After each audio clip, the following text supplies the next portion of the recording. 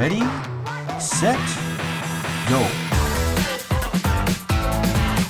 Hello and welcome to The Sweet Spot. I am your host today, Jack Faley, and with me today is the wonderful Kat Faley. She is going to be our guest, and for those of you wondering why this podcast started without Dre's awesome voice, it is because Dre is under the weather. She's got the flu or some bad bug. And so we are going to move on without her with this episode because this episode is going to be about UPDIF and giving a general overview of UPDIF for our newer players and also just anyone that has questions. We didn't want this episode to kind of, get delayed. So without Dre, we will move on. Our next episode, hopefully, we will have Dre back with us feeling better. Hey, Kat, how's it going? Going good, Jack. How's it going with you? Well, you and I just got back last week from a trip to Decatur, Alabama, which is where our UPDIF competition will be this year.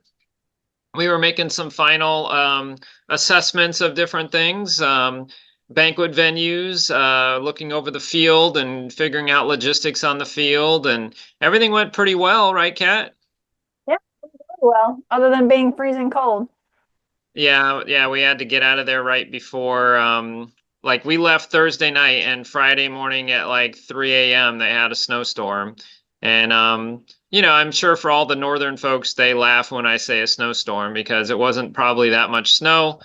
But for towns down south that don't get a lot of snow, they really don't have the resources and infrastructure to deal with it. So everybody just kind of stays off the roads and stays home for a few days until everything melts. So anyway, Kat and I were able to get out of there and get back home. And it's definitely ramping up in terms of UPDIF, isn't it, Kat? Yeah, it is. That's pretty much what you and I have been doing all week since we got home. Yep. A lot of fun stuff, a lot of good stuff. We're talking to caterers, trying to get food trucks going, renting tents and tables and all of those things. It's starting to come together, which is exciting. It's a lot of work, but it's exciting because UPDIF is one of my favorite weeks. And we're going to talk about UPDIF here. And we are going to use some of the questions that you guys posted on Facebook. So a lot of folks threw some questions in there. So I'm gonna ask Kat some of those questions. She's gonna ask some of them of me. And I think I'm gonna turn it over to Kat to get us started with the first question. All right. First question, big one. Jack, what is UPDIF? Yeah, so I know many times when we've gotten new players in locally, people are talking about UPDIF and they say UPDIF, UPDIF, UPDIF. Oh, you got to earn your points for UPDIF. And oh, this would be cool if you were able to go with us this year to UPDIF. And sometimes people are like, what? I don't even know what that is. Like, is it an acronym? Is it a thing? Is it a place? So obviously it is an acronym and it stands for the UPDOG International Finals. We don't call it the World Finals because we felt like if you're going to call something the World Finals, you should have representation from across the world. And we don't have representation from every country across the world. So it is our international finals. And we are always excited when we get teams from other countries join us. That is very cool. So international finals. I also want to just say a couple things that for anybody that doesn't know, anybody that's been to UPDIF probably knows this, but you'll notice it anytime you go to an awards banquet. UPDIF is definitely an opportunity for the best teams to showcase their best on the field and to try to win some awards in the different games. And we will recognize those teams for their abilities to get those high scores and do those great things out there on the field. So it is definitely a competition, but we also call it a celebration of achievement because one of the big things about UPDIF is it's this one time of year that we're all able to get together. We've got so many teams from across different countries playing UPDOG, and it's really cool to get everybody together It's a gathering of friends. It's a celebration of all of the achievements that you've had throughout the year. And we really do try to embrace that spirit throughout the week and the weekend. So again, like I said, even though we have banquets recognizing the best of the best in each of the games, we also have other things like you would at a local event. We have personal bests where you can earn a personal best token or mega credit, which Kat will tell us about mega credits a little bit further on in our podcast here. And we do things like each day we have like a special challenge, like, hey, if you get a double quad in four-way play, that's the challenge of the day today. And if you earn that challenge, you get something like a sticker or a mega credit or a lollipop or something fun, just so that everybody is striving to do their best that day and to have those wins with their dog out there on the field. May not every team can't come in first, second, third, but every team gets the chance to celebrate their achievements on the field. And that's what UpDiff is all about. All right. Sounds like a good time. I think it is. All right. So, Kat, I got a question for you. So all this talk about UpDiff, where is the best place for somebody to, newbie or not, to find out information about UpDiff? The logistics, the details, how do I do this? What do I do? When do I do it? Where do I go for that? The best place to go, hands down, is the UpDiff 2025 live fact sheet. And you can access that either from the event listing on the UpDog site or the event listing on Facebook. Both of them, and even the discussion page has the link in one of the pinned posts. But click on that link to go to our Google Drive, and it'll take you directly to that file.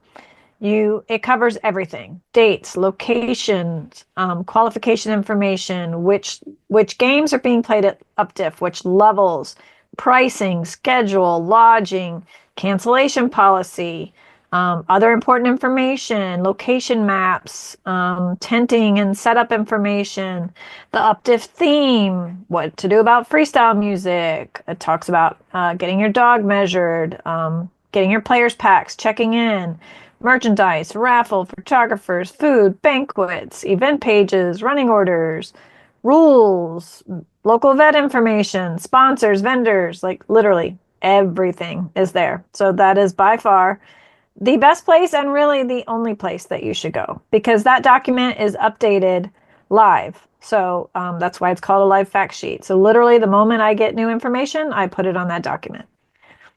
All right, that's a good place to go. And I don't know about you guys, but that kind of stressed me out. Kat mentioned like 37 things that I needed to look at. So why don't we start with the one that's coming up soon, which is registration. Can you tell us anything about registration, Kat? Like, when does it start? What do I need to do? Do I need to be first in line? I heard sometimes I got to click the button at a certain time. Can you tell me all about registration? I can. So registration opens on January 19th at 4 p.m. But this year is different than all previous years in that it doesn't matter. You don't have to click any buttons at that time. You literally have, from January 19th until January 24th, midnight Eastern time, to register. If you miss January 24th at midnight Eastern time, then you don't get to come to UpDiff. But you have Sunday through that Friday to get your registration in and to get your information to us. So it is time sensitive in that you must do it by January 24th, but you've got all week to get it done. So and for people who are brand new, you go to the team site and you log in. But then once you log in, you go back to the home page of the team site, and there will be a link to register on the home page. And that's how you get there. So just some people get confused that they'll just log in and they'll be like, I don't see anything. Well, you log in and then you click the UpDog in the upper left-hand corner to go to the home page, and then that's where you'll find the registration link. But you have to be logged in.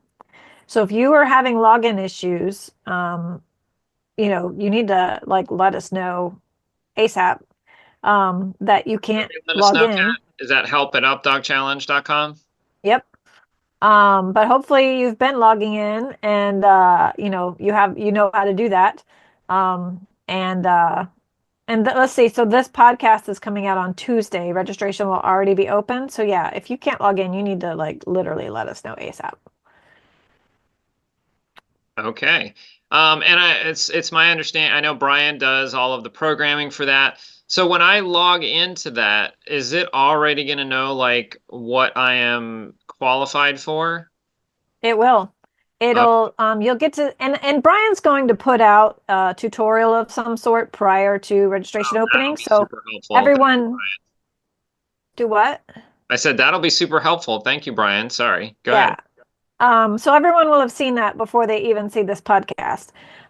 So really some of the stuff I'm saying may be repeats, but it he'll kind of walk you through step by step. But yes, everything you're qualified for will show up, and then you'll have to rank them in the order that you want to play them. And that's really important because say you really want to play freestyle, but you put that as like your 10th game. Well, if it fills up, you're not going to get to play freestyle.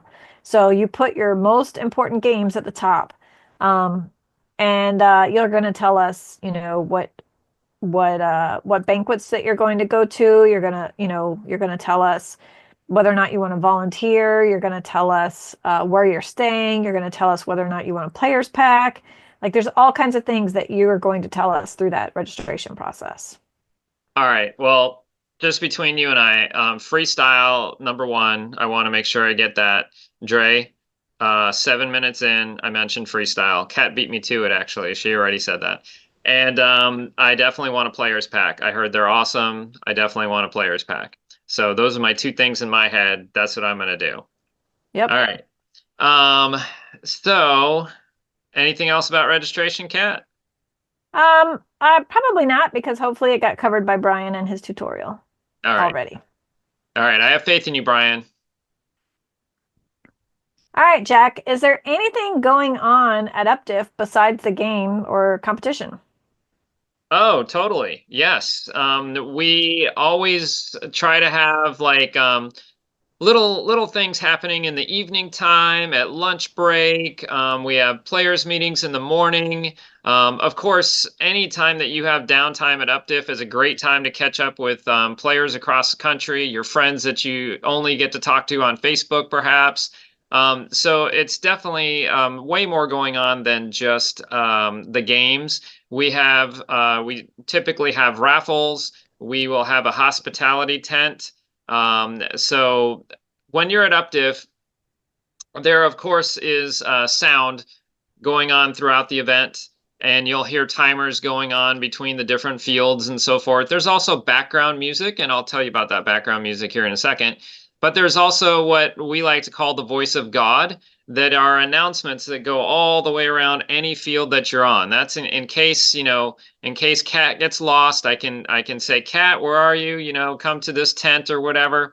But anyway, if you listen out for those announcements, that's when we announce things like raffles, special little activities that we might be doing during lunch. Keep that live fact sheet, keep clicking on that because that's where we'll put information about evening events as well.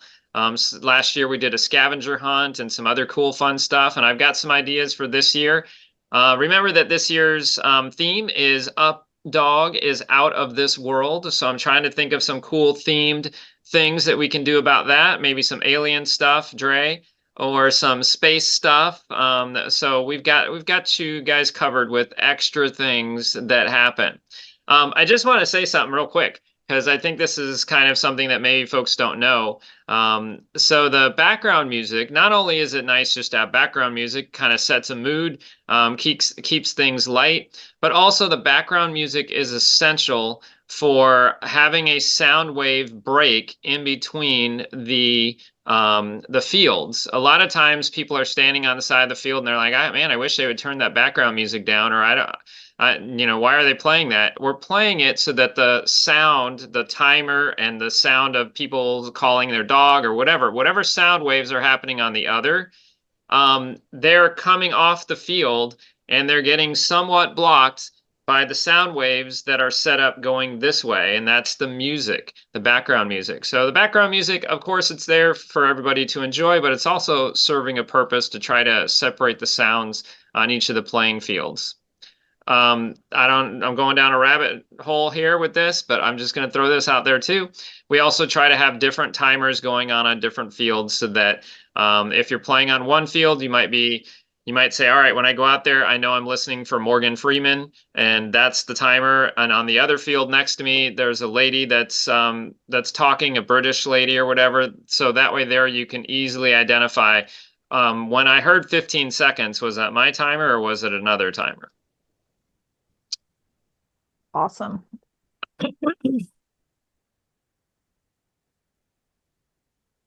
My turn to ask a question? Yep.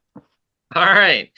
Oh yeah, so we were talking about like these extra activities, these evening events. So the banquets, the awards banquets are sometimes our main event in the evening. And Kat, can you tell us a little bit about the awards banquets? Yeah, the awards banquets are a lot of fun. You don't want to miss out. There's usually some sort of fun activity at the beginning while we're waiting to get started. As best as we can control it. The food is usually, pretty good to great. It does cost money to eat at the banquets, but we do offer an option to attend without costing any money or much money. We're still finalizing the banquets for this year, so we can't really give out specifics right now. Hopefully, by the time this podcast is out, it's all there in the registration information. But anyway, they're just a lot of fun. It's where everybody comes together. That's where we do the awards, so you don't want to miss out. And see everybody get their awards. One of the banquets will have the year-end awards where we do the cumulative and stuff like that. So it's just a great time for everyone to get together. The cumulative, that's like those top 15, right? This year it is. It used to be top 10, and this year it's top 15. So anybody that knows that maybe they were in the cumulative top 10 or the overall top 10 or top 15 in this case, they want to make sure they're at those awards banquets because they will get recognized there, right? Yep, for sure. Okay. All right. And like Kat said too, we try to make sure that we keep the prices down as low as possible. Everything keeps going up these days. But honestly, the food that you get and the venue that you're at, usually the cost I think is fairly good for what you're getting in today's economy. And another thing about the banquets this year that's different from the past year or two is that they are off-site. So like we've always had to drive to the banquet, but it's still kind of been on-site, like within the same park. But this year you are going to have to drive a little bit to get to the banquet. But we're going to allow for time for that, and it's not too far away, so it'll be okay.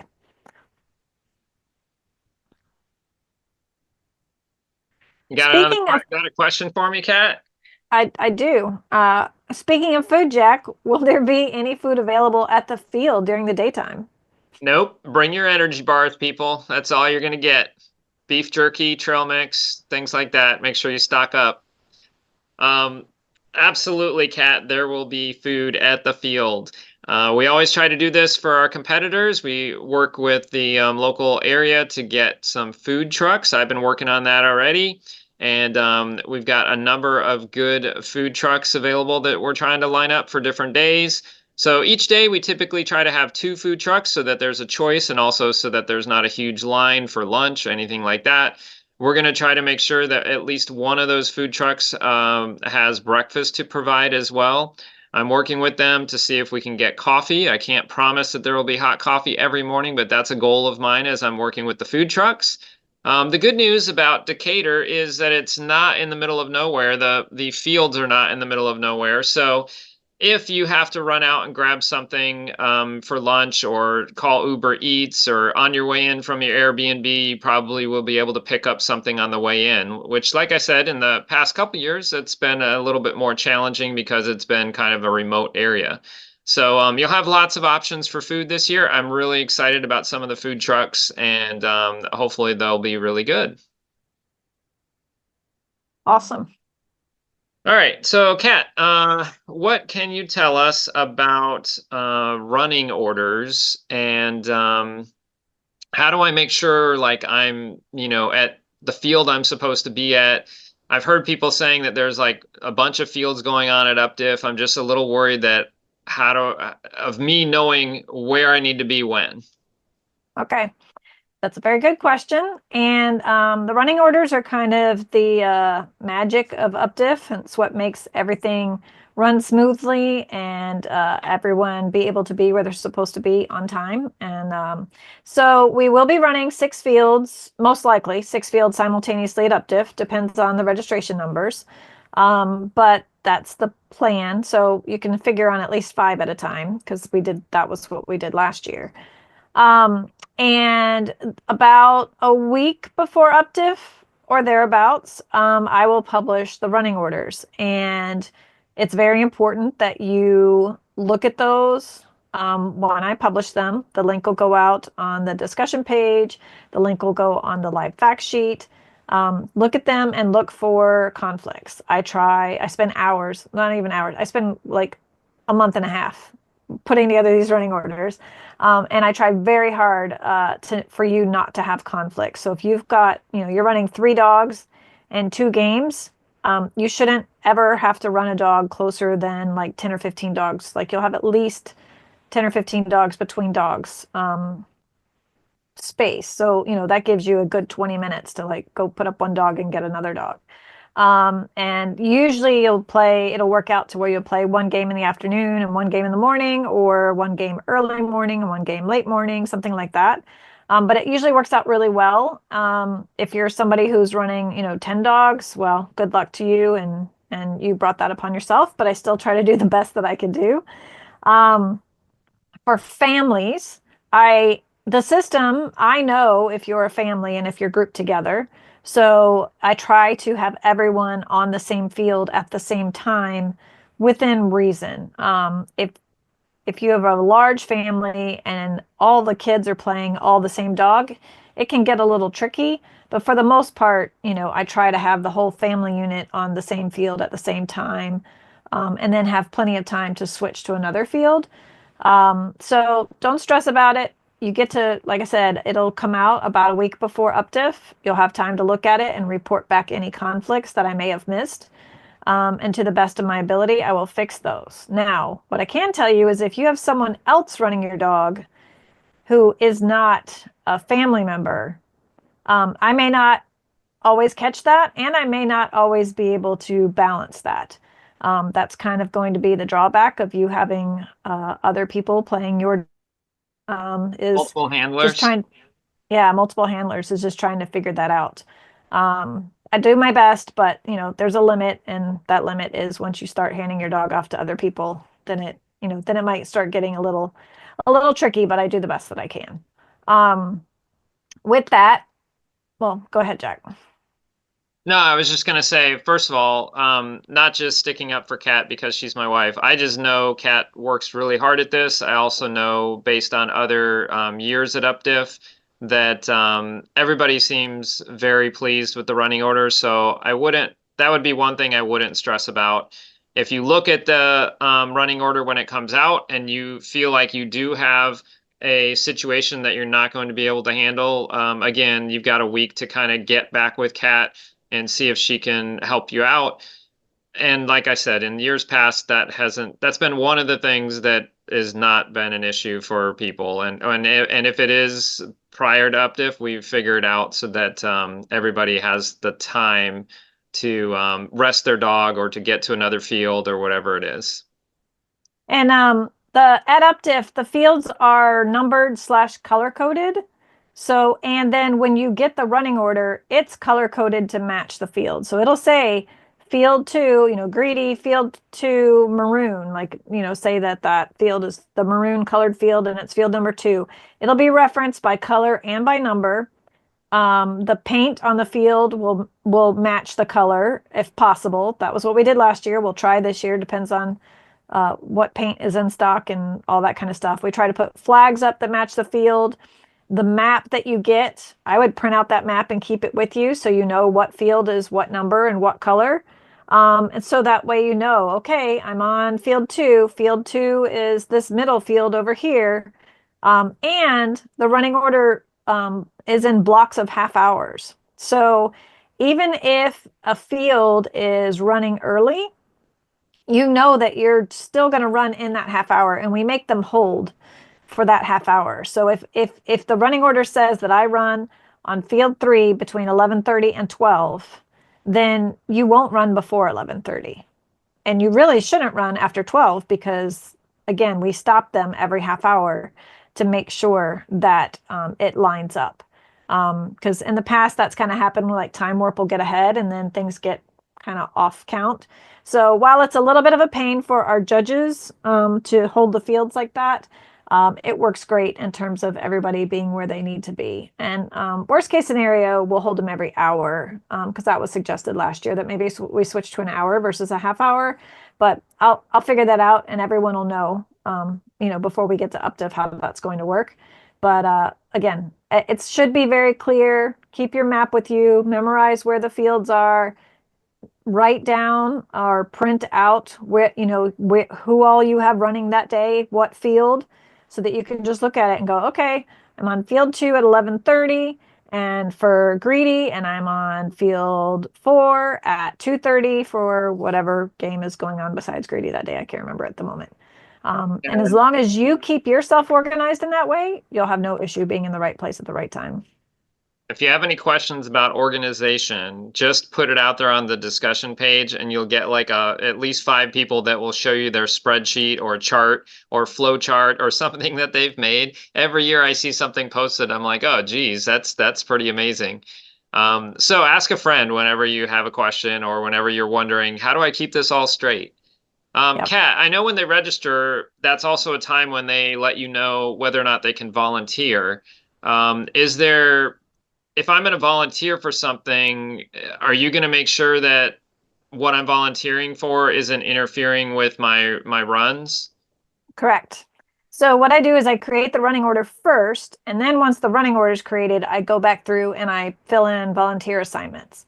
So that way I go, oh, okay, so-and-so said that they want to run score sheets on Thursday, because you can literally say, I want to work on Thursday, Friday, and Saturday, but not Wednesday and Sunday, or something like that.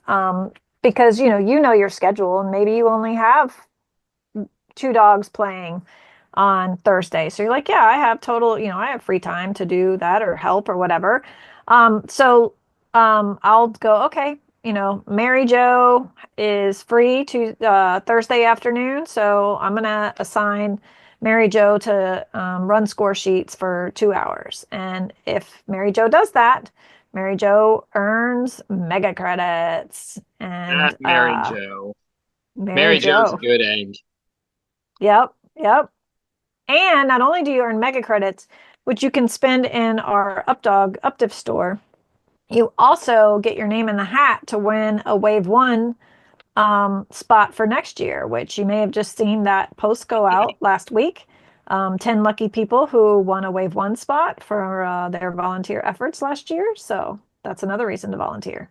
And Wave 1 just means that I'm much more likely to get what I want in my running. It means you're guaranteed to get that Okay, game. guaranteed. That's even better. All right. So Yep. I definitely want to volunteer then and earn these mega credits and hopefully get put into the raffle. That sounds awesome. So, Jack, why don't you tell us more mega credits? Like, where do you get to use them? How do they work? What's the deal? So mega credits are actually physical things that you will get handed after you volunteer. They're like they're little poker chips, and they've got our characters, our UpDog characters on them. They're like coins. So some have a value of 5 mega credits or 1 mega credit or whatever. And so you'll get these, save them up, or spend them as you get them, and you can spend them at the UpDiff store. Babs Mahoney, one of our partners, she does an amazing job. She works for at least 6 months prior to the event, going to the the textile factories of the world, finding the best materials for shirts and dog outfits and everything else. Anything you can think of with Updog on it, she's going to have it. Discs, some really cool discs. By the way, we have some special edition discs that no one else has that you'll be able to buy at UpDiff if you would like. Babs also always has stickers. The shirts always have like really cool sayings on them. They're fun. A number of the shirts will match our theme, so be on the lookout for something related to Out of This World. It's definitely something you want to save your money for. And when you're not playing a game, definitely go check out the store. We will also have some vendors at UpDiff this year, and so there'll be like this whole area of the field that you can check out to buy Updog merchandise or other types of stuff, dog treats, leashes, collars, all kinds of cool stuff. So I hope that everyone has been saving their money up for UpDiff, because it's always a big shopping spree for a lot of people as well. And fun. It's just fun going through the UpDiff store and seeing all the stuff that Babs has made. Yep. Yep. And like we said, if you have mega credits from volunteering, that's like cash at that UpDiff store. I don't think you'll get any of the vendors to accept the mega credits, but Babs definitely accepts the mega credits. You could try. You could see if they'll barter with you. They might accept them on Wednesday or Thursday, but I don't know if they'll accept them by Sunday. So it sounds like there's a lot going on here, Kat. We got we got the store, we got the events, the games going on. I mentioned earlier some special events, raffle things going on, 6 fields. How safe is this environment for my dog? Like, am I going to be okay with my dog walking around with all this stuff going on? It honestly sounds like, I don't know, like a midway of a carnival or something. That's a very good explanation of it. So this is an international finals, and as such, we do expect that the dogs are well trained and know what they're doing and know how to play the games and know how to stay focused. So if your dog regularly just runs off and, doesn't pay attention to you, this, to be honest, may not be the right environment for them. The entire field, the entire 10 acres is fenced. However, each individual field is not fenced.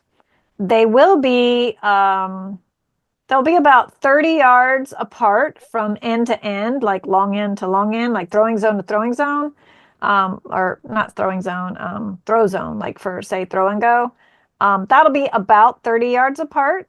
And then from side to side, those will be about 45 yards apart. So there is significant space between the fields. There'll be tents around a lot of the fields that are barriers. There are banners around the field, but they're not a solid line of banners. It's like a banner and then maybe, 5 or 10 feet, then another banner. So there's a lot of visual things in the way between the fields, but there are no solid fences. So with that said, you just need to think about your dog and what your dog can handle. If your dog is the kind to run off, if that happens, there are consequences. Like there are, if it interrupts another dog's play, if that happens more than once, we are very likely going to ask you not to play your dog the rest of the weekend. You'll see those rules in the registration system. So read through that and decide for yourself if it's a place for your dog. If your dog is sensitive about other people or other dogs coming onto the field, but pays really good attention to you, isn't going to go anywhere, but is sensitive about other people or other dogs, you can feel free to say something to the head judge as you're walking up to let them know. The judges can back off a little bit. They can make sure to, warn people who are tented around that field to keep their dogs, back from the edge of the field, that sort of thing. And, another like strategy is to have some friends come and kind of, watch the field for you, and see, make sure while you're playing that, there's not another dog like about to run on the field or something like that. So for those dogs that aren't going to go anywhere, but you're worried about another dog coming onto their field, that would be my recommendations for that. Do you have anything to add to that, Jack? Well, I just want to say, first of all, it is not a common occurrence that we have to do that to tell somebody, your dog can't play the rest of the day or the rest of the weekend. For the most part, everybody is very cognizant of the fact that there are lots of people and lots of dogs around.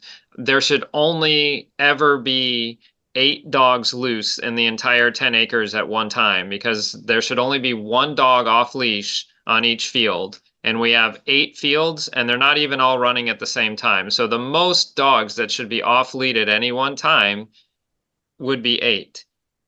Every other person with their dogs, whether they're walking to the store with their dog or walking to go get lunch or whatever, those dogs should be on lead. And so it really shouldn't be. It's still obviously an environment with lots of people and lots of dogs. And I can tell you as somebody that, like I've got a dog, Ferris, that isn't that's not his best environment, and I've got to kind of watch where I stop walking with him and look around and see what dogs are there. And just like Kat said, he's on the field, he's going to be focused on me. He's not going to he's not going to leave me to not play disc. But when I'm walking around, or even when I'm playing, I just want to make sure that that I'm keeping him engaged with me, and I just put him in the best situations. That's all. Yep, I think that's good advice. And again, you just have to make the best decision for your dog based on the environment. So be your dog's advocate and just don't set them up for failure. Set them up for success. I mean, that's what we want for UpDiff. We want everybody to have a great time and be successful. And you're part of that equation when it comes to your dog having a great time. So, okay, Jack, what should people bring to UpDiff? Well, there were a lot of joke comments on this one on the thread on the UpDog discussion page because I mean there's no way around it. Like just UpDiff for the last 3 or 4 years has always just seemed like you get every season all throughout the week. You get rain, you get sun, you get freezing cold. Like I think the only thing that we haven't had is snow, and I think we had flurries or We had something like sleep. sleet the one year. So I would say obviously look at the weather before you leave. Pack for different types of situations. And but beyond the weather too, you want to make sure, of course, make sure you bring something that, like, if you want to bring a pop-up tent, you can do that. Bring a couple extra crates are always good so that you don't have to constantly be setting up and putting up and putting down crates. You can leave one at your Airbnb or hotel or campground or whatever, and then have one for the field. Water bowls are great, of course, water for your dog. I don't know, Kat, what else? Um, A chair. Leashes, People a always steal my chair. chair. Don't steal my chair at UpDiff. Every time I look around, someone's in my chair. And I'm like, dude, why did you not bring your own chair? Where is it? Stop stealing my chair. So bring a chair. Maybe bring Yep, 2. yep. Some people I've seen, which is pretty cool, like they'll literally set up X pins around their pop-up tent so that their dogs can be loose while they're just hanging out waiting for their turn. And I think that's a really clever way to let your dog be out of the crate in between runs, but be safe. So that's something, you may want to consider. This year, I would definitely bring a pulley cart or, like one of those fold up carts because the advantage of this year is that we have all concrete parking. No one's going to have to get pulled out of the mud. The disadvantage is that you're going to have to carry your stuff from your car into the field. So you may want to bring a pulley cart to do that because there's absolutely no driving on the field whatsoever. Yeah, yeah, absolutely not. The fields are so nice. I mean, we were Yes. there just a week ago, and it's the dead of winter, and all the grass around the park was dead, except for the grass on that soccer field, which was lush green. They do a really nice job of taking care of the turf, which will be great for us. It'll be great for us as humans. so that we're safe. It'll be great for our dogs so that they're safe. A cool experience in that regard, but just like Kat said, that means that there is no driving vehicles on the field. No one can bring golf carts or anything else onto the field either. So we're going to respect that. It's challenging for everybody. I know it's going to be challenging for us in the mornings getting the audio equipment to and from the fields and things like that, but it's a trade-off. And I think it's a good trade-off for a parking lot that you don't get stuck in and some really nice grass to play on. And real bathrooms too. Yes, So. yeah, and real bathrooms and lights if we need them, which has always been a thing too, because we've always been like, oh man, if we have to have a weather delay, are we going to be able to finish before dark? And this year we have lights available if we need them as well. We're not planning on it, but it's always nice to have backups. Yep. And to be fair, you will see 2 golf carts on the field at times, but those are owned by the city of Decatur, and the UpDog staff has permission to use them. No other golf carts or ATVs or anything like that are allowed on the field. For those of you that are camping in the campground, you can, rent a golf cart or bring a golf cart to go back and forth, but you have to park outside of the fence. You cannot come onto the field with that golf cart. So just a heads up there. So that's why I recommend a little fold-up pulley cart to help you carry your stuff in this year. I think that'll be a good investment. I know you can get them at Target and stuff like that. Rain gear. I'm also offering one-way shuttle service on the golf cart for 5 mega credits. You're not gonna have time for that. I gotta get paid somehow. So yeah, I would say a pulley cart, a tent with stakes or weights. They would prefer us to weight down the tents, but you can stake them. They will allow it. The water lines will be marked, so do not put tent stakes on the waterline marks. Chairs. They also said they should be the normal stakes. I know sometimes because of in the past we've had crazy wind. They have told us that that's not typical of theirs, so we're hoping we don't bring crazy wind. But regardless, we are not supposed to be putting down those giant stakes that have corkscrews in them and everything like that go down further. They should not go down further than a typical pop-up tent stake, because otherwise we could hit a water main, and that would mean bad things for all of us, because that would mean that part of the field would shut down and, all sorts of things. So we don't want that to happen. So please be respectful of their field rules, and I'm sure all will be well. Yep. Okay, so back to the list. Tent stakes of a normal size or weights, chairs, dog crates, maybe an X-Pen, pulley cart, rain gear, winter gear, summer gear, spring gear, extra socks and shoes in case your shoes get wet. I would say waterproof shoes, but even at waterproof, I would go with 2 pairs of waterproof shoes. Sunscreen. Let's see, what else? Dog water, people water. Don't forget your dog food. But hey, again, we are in civilization this year, so there's Walmart, there's Target, there's pet food stores, so 10, 15 minutes away, you can pretty much get anything you want. And Huntsville is 20, 30 minutes away, and you can definitely get anything you want there. So that is a huge advantage this year. If you forget something, it's not a tragedy. You can just go pick it up at one of the stores. And your notes for your running orders. Don't forget that, where you are and what time, what color, what number field each day. Don't forget that.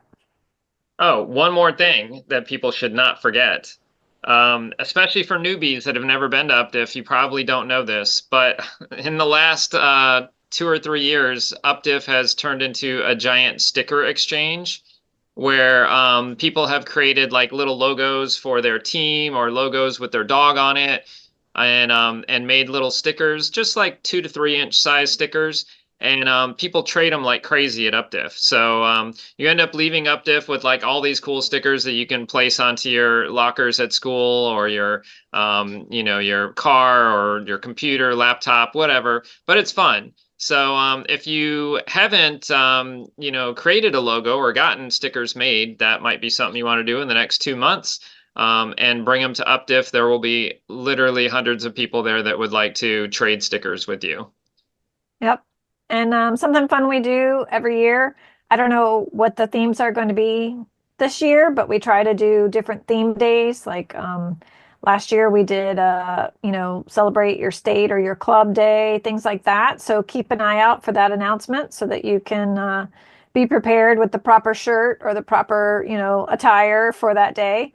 Um, and bring that sort of stuff, but that's to come. We'll figure that out in another month or two. By the way, folks, this will not be the last UpDog podcast before UpDiff, or sorry, UpDiff related podcast before UpDiff. We know we're going to come back on probably a little bit later on. We just wanted to cover some things for some newbies and also cover some things before registration went live or just as registration goes live. And we will be back on, Dre and I, and probably Kat too, talking about UpDiff prior to UpDiff. So I'm sure that there will be other questions that come up. We hope that you put it in the comments of this podcast. We might even make a couple more posts about it, and we'll keep track of questions and things like that, and bring these things back up on a future podcast before UpDiff happens. Kat, I think we've talked about a lot. You want to do a quick time warp to close this thing out? Sounds good. All right. Well, Dre's not here, and it's a little bit different because we're talking about UpDiff as well. So what we thought we'd do for time warp is I am going to set the timer for 1 minute, and I have one question for Kat, and she has 1 minute to answer that question. Kat, how do you feel Yep. about that? Seems pretty Feel easy, good. right? Yep. I mean, that's normally you got 10 questions in 1 minute. So one question, 1 minute. Are you ready? I am ready. All right, ready, set, go. What do you like best about UpDiff? I love that it's everybody coming together in this huge, fun environment. It's like this just huge, big party. As the person who sees the scores, who's inputting stuff, talking to, judges and hosts and things like that, it's the time that I get to meet people and put faces to names. And I love doing that. 30 I love seconds. hearing about other people's experiences all year and how, about UpDog. So that's my favorite part is the big community aspect of it. All right, nice job. 43 seconds. Okay. And I guess you're setting your own timer, Jack, for you? Or do I need to set a timer for you? I can. I can set a timer. You just have to give me a second. Okay. Let's see.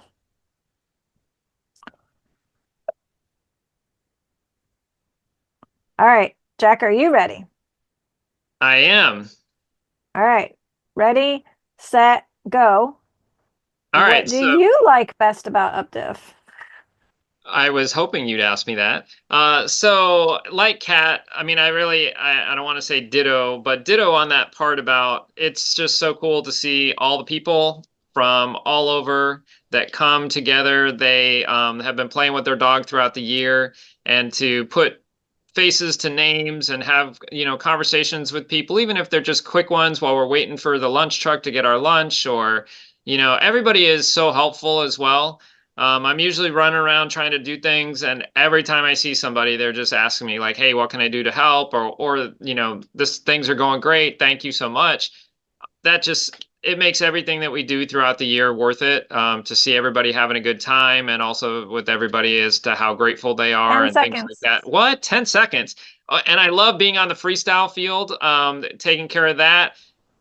When I get up in the mornings and it's super early and I'm putting out all the audio equipment and the sun's coming up, I don't know, like that, it stinks that I had to get up that early, but it's also great because I know another day of UpDiff is going to happen. So that's one of my favorite times because I'm out there kind of by myself, just setting things up, and people slowly are coming in, and it's slowly building. And then the players meeting happens, and then the games happen.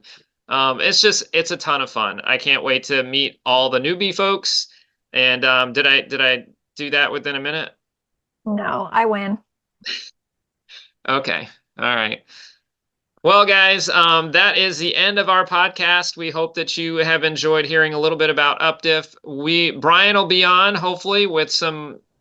We'll have a short couple, maybe video or two from Brian with some details on registration. You should have already seen those, but those are going to be coming right after this podcast is recorded.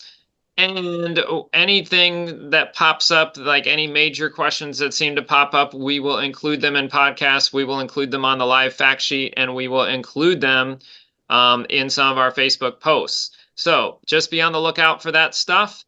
And in the meantime, we hope that you are out there practicing for UpDiff on a field. We hope that we get to see you soon. If not before this, we will definitely see you at UpDiff in a couple months.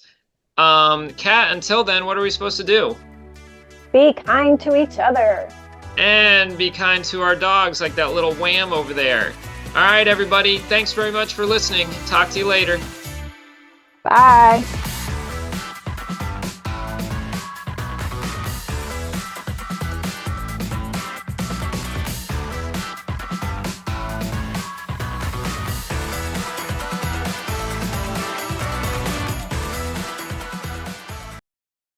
Everything went pretty well, right, Kat?